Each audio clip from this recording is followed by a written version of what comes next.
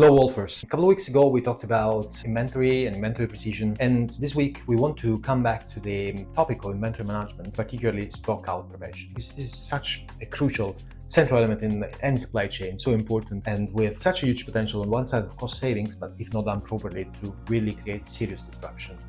So why it is potentially very costly stock out happen? Well, first of all, you might have an outdated demand planning process, and that obviously doesn't support the evolution of the business. Also, you might have no automation in your replenishment cycle. And last but not the least, organization, very typical.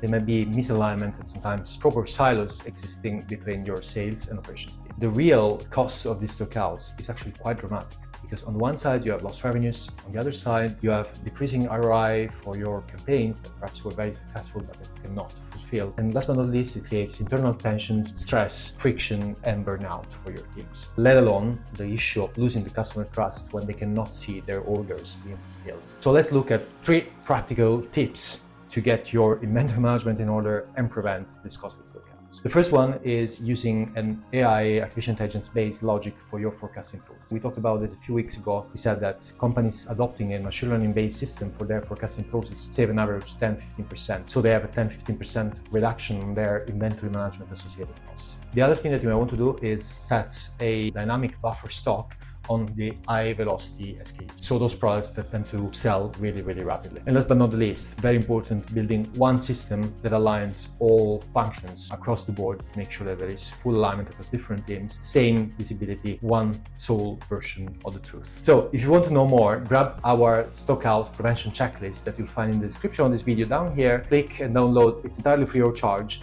And remember, don't just boil the ocean. Okay? So start small, pick your top 10 SKUs, start applying the logic on those, see how it works, and then eventually scale up. So we hope you enjoyed this video. If so, please like, comment, share, and do not forget to subscribe to the channel if you haven't yet. And we look forward to talking to you all next week.